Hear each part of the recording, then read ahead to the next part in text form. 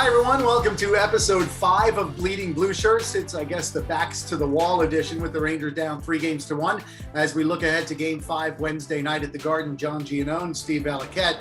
Steve-O, I guess the question is, overarching question now at down 3-1 is where to begin, especially after what transpired in the second period of Game 4. Yeah, John, I'd imagine the coaching staff takes a hard look one more time at the video from last night. And I think they have to understand that when you're looking at Game 4, what was beating us up situationally?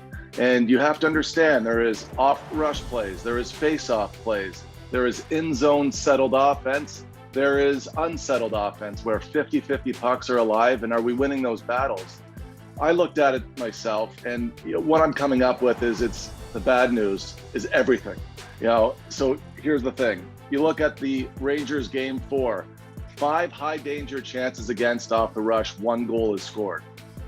4 high danger chances against in the D zone, 2 goals are scored. 3 high danger chances against on those unsettled plays where Pittsburgh won the battles, 2 more goals are scored. 2 chances that are high danger off face-offs, 2 goals are scored.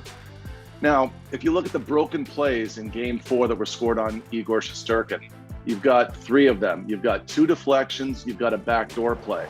Starting with the net front pressure in front, are you getting to your position first? Are you able to box out? If you can't meet those 2 requirements, you have to get under the stick. And it has to be timed when the puck is being delivered at the net. It's not a cross-check anymore. And without naming names, you can pick apart what players are the primary offenders in those instances. Then you have to look at blocking shots because 2 of the goals went off of one of your players, Vetrano. You would talk about the characteristics by which you have to block a shot. Now, from a goalie's perspective, I'd like to see the shot blocker get into that lane as soon as possible and take a straight line to the shooter. When we talk about these things, John, you'll hear coaches oftentimes say we have to have better details. Well, those are details. You can't win in the playoffs if you don't have all of your players checking.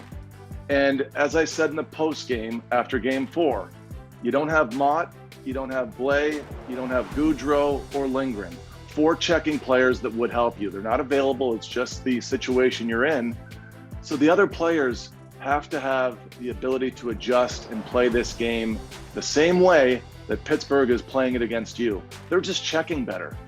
Okay, so that's what happened with the 7, which was an alarming number in itself. But against the third-string goaltender who had exactly 3 NHL games in the last 2.5 years, now having played 3+ games in this series, how do they only have 2 against Louis Domingue in Game 4, and what do they need to do to generate much more against Louis Domingue in Game 5?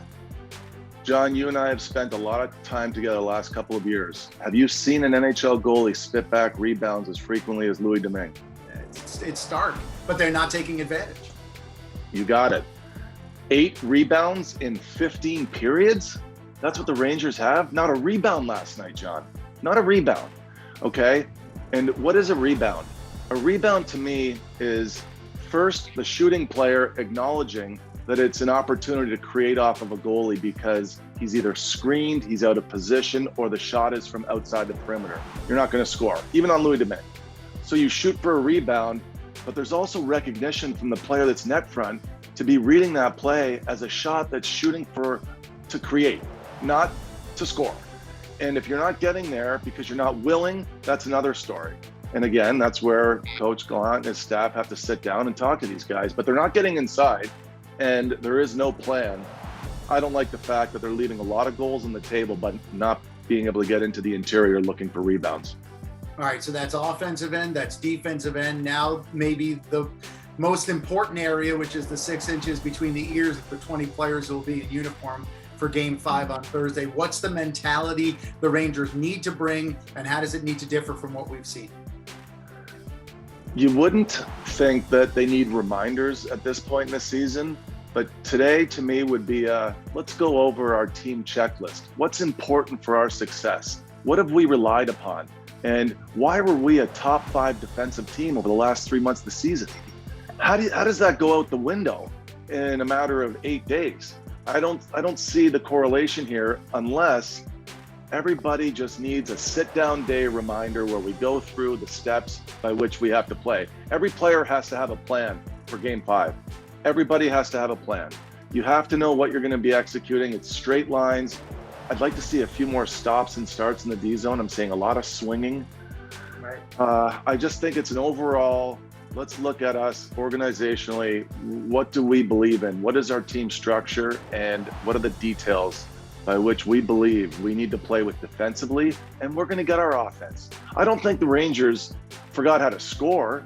I think the Rangers forgot what the impact of playing team defense means to their goalie, and then how that confidence shoots through the rest of the lineup, and how they need to execute on offense should really be coming from a stronger team defensive concept.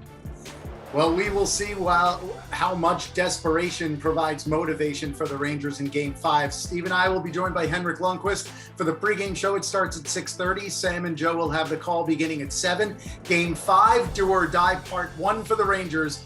And we hope to be able to talk to you after Game 5, because that would mean there is a Game 6. Thanks, Stevie boy. Thank you very much, John.